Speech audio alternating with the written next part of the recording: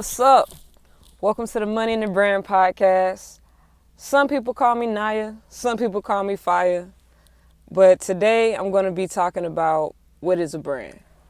We'll learn more about me. I'll give a little background, later down the line. Y'all don't really care about me right now. We're trying to learn, right? So let's just hop into it. So boom. What is a brand? I'm happy to be starting this podcast because it's certain things that you can't really teach and certain messages that you can't really thoroughly explain when you're trying to make content for social media. Like, because when people are scrolling, we don't have the attention span to really be taking in important information. So I'm happy to be starting this podcast because branding it's more of a concept and it's something that needs to be explained. So if I were to redefine a brand in one word, it would be a feeling. Or, you could say like a mood, if you will. It's something that is continuously growing. Like, you're always building a brand. It's always evolving. It's always growing. So it's a combination of things, like from the visuals that you display to the messages that you give out, the type of messaging that you use, the people you communicate to. So it's a combination of things, right? So it's like, if I asked you what is a feeling, it would be kind of hard to like give me a definition. If I asked you, what is a feeling? It would be kind of hard to just describe it in one word. So that's the same thing for a brand. It's a vibe. That's what it is. So let's think about brands we know, right? Let's think about Coca-Cola. A cola is a type of drink. Cola is a dark beverage. It's a type of drink. Coca-Cola is so nasty with the branding, and I say nasty in a good way.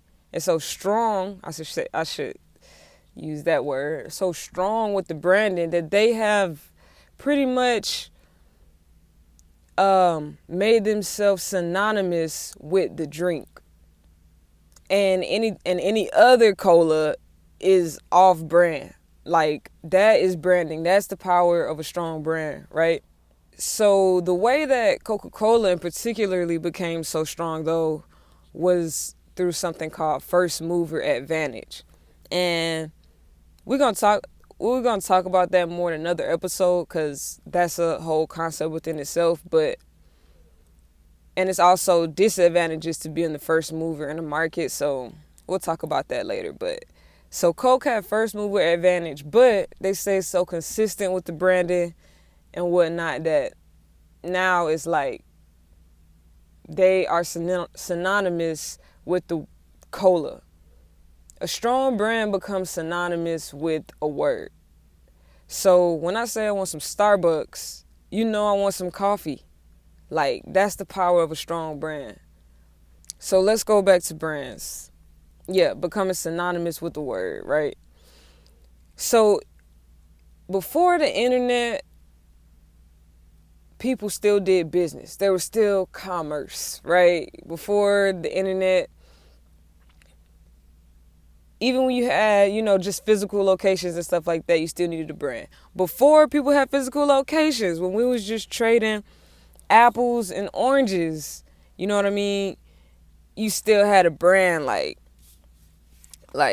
do you be having the sweet apples? They don't always be so sweet, but you always have apples. Maybe you always have the good price on the apples. Maybe your Apple stand is always looking messy. Like, you still had a brand. Um, Even like in the streets, right? Hustlers, you gotta have a brand because you is not the only one hustling, right? So, what's your plug brand? Do he have the best za? You know what I'm saying? Is he always gonna pick up? Like, you know what I'm saying? Do he have like the real OG? Do he always have the 2535? You know what I mean? Like, that's part of the brand. Like, do you always know you can pull up? Like, anytime? Like, that's part of his brand, 24/7. You know what I mean? Like, so it's building into that is what type of audience are you serving? You know what I'm saying? Do you serve the college kids? Are you the plug? Are you the plug for like really in the streets? You know what I mean? Do you serve the working man who, like, you know what I'm saying, he just got off work, now he trying to come pick some up? This is all built into the brand. This is all branding. Because you are not the only hustler. You're not the only plug. You're not the only one someone can call. So that's why you need a brand. And then as far as like that industry, we've seen branding evolve into something like cookies and what Burner got going on. And now it's a whole bunch of weed and marijuana brands, and we got all the bags and whatnot. Like, that's all branding. That's all marketing. It's always going on. You know how it feel if you're an iPhone user, you know how I feel when you get a new phone? Like, when you get that box, you just already know, like, and they've become more simpler and simpler over time, but it's just a feeling when you get that new phone, right? That's part of Apple's brand. Consistency is huge. That's why consistency is essential in building a brand. Let me sip some tea real quick. I don't know if I'm kind of excited. I ain't gonna cap.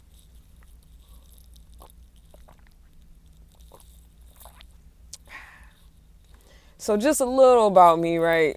I come from photography, and you don't really get to see me talk in photography. Like, that's something that I'm realizing. Like, people don't even get to really get my personality through that. So that's another reason why I'm happy to be starting this podcast.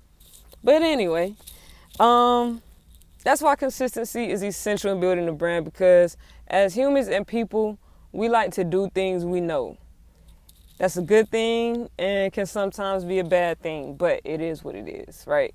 We like to do things we know. We like to go places we know, eat what we know. We like to know what we're going to get when we're going somewhere. Like, we like to know what we're going to get from an experience. People don't just pay for mystery experiences. Like, that don't happen.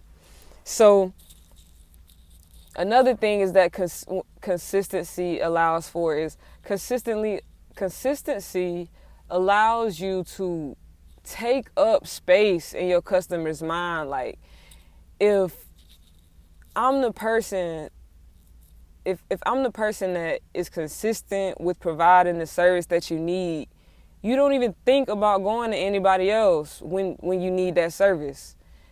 That's the power of consistency and a strong brand. Like, you are pretty much blocking off that space in their brain for whatever it is that you provide, and that's super valuable. It's like, if I'm a Footlocker person, when I need shoes, I'm just going to Footlocker. Like, I'm not even going nowhere. That's what Footlocker banks on. That's why Footlocker has a business, because they making sure that, like, we giving you sales. We giving you discounts. We always got all the colors. We got whatever you need. Like, just come shop with us. So, but you can't be everything to everybody, right? So Footlocker don't sell heels. Period. Nowhere. None of them. You know what I mean? So they're not trying to be like the footwear person. And then think if you think about Footlocker, then they gave us kids Footlocker. So they like, all right, we making a whole brand just for the little ones, right? So then you got House of Hoops, and that's your more luxury, higher end type. We got to put an extra little sales associate in there. So that's a huge part of branding too. Like, who are you targeting? Who is your audience? The keys are, what do you do? Who do you do it for?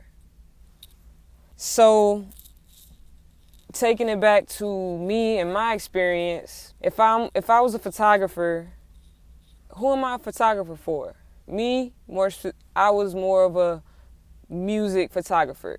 And so I guess fast forward, then go back real quick. I feel like I've evolved, no cap. Like, I have a photography business, and I don't see myself as a photographer anymore. Like, this is what I do. I do branding, and it's because I said so. Like, this is what I'm doing. You see me doing it, right? So this is what I do now, right?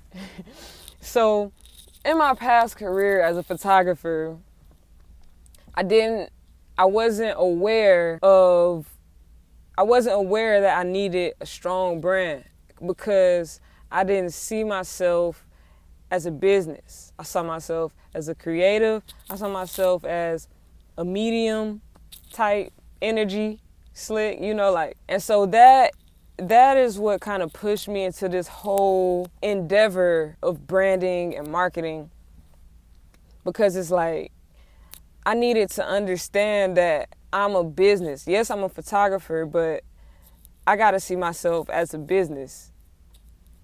That's going to help me market. That's going to help me. It's just going to help. Like Nipsey said, like, it's no rules of being a rapper. If I just make a song, then I can call myself a rapper. So that's what Money in the Brand is doing. We showing people that it's like, you got to see yourself as a business. What do you do? Okay, now how are we gonna profit it? What do you provide? Okay, how are we gonna show people that they need that? You know what I'm saying? So taking it back to me, if I'm a music photographer, do I have specific services that show artists that I cater to them? If I'm a music photographer, right? That is gonna help target my messaging. And then it's also consistency, because it's 1,000,000 photographers. So yeah, if I'm a photographer, like, do I have the services that meet the needs of the people that I'm trying to service? And am I communicating that? Maybe I do, but do they know that? This is all part of building the brand. And specifically at Money in the Brand, we want to help creatives see themselves as a business and turn it into an enterprise. You understand me? So that's like pretty much through that. I hope you got a little bit more of an understanding of branding. That is the intention for this first episode. So I hope you understand what a brand is and why it's important to have a strong brand, and how your brand is something that's always growing and always evolving. Sip some more tea real quick.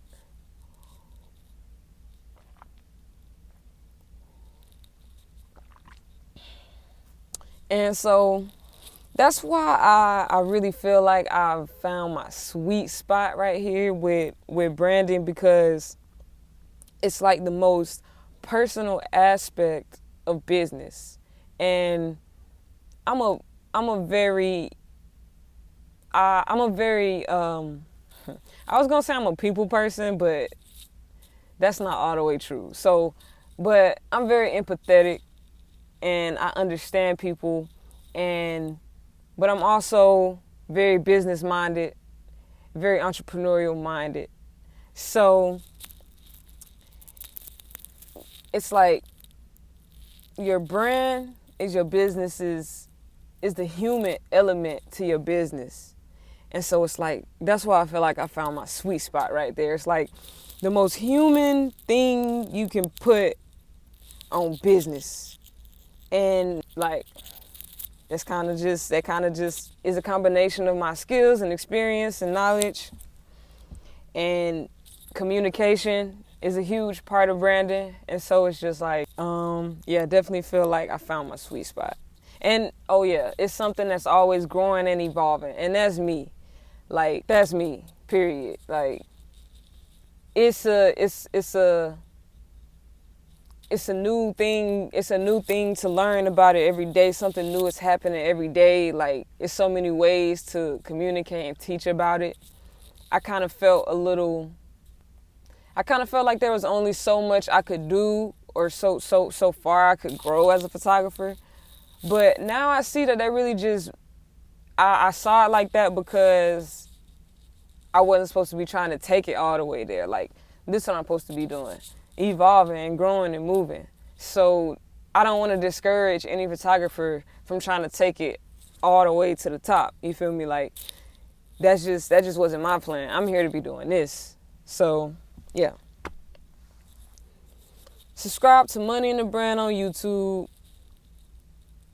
We're going to be having this podcast. We're just going to start it out weekly for now.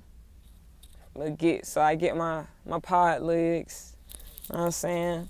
I got a free ebook called Visual Brands, and that breaks down like the visual elements of a brand from colors to fonts. It got like some clickable resources in there you can use. That's free. And then go ahead and like book a quick little call with me, a little 15-minute call, and we can see if it's something I can do to help you start building your brand. Money in the Brand, we help creative entrepreneurs grow their brand into an enterprise. We do that by helping them achieve brand clarity. You feel me? So stay up, stay focused, stay motivated. See y'all next time.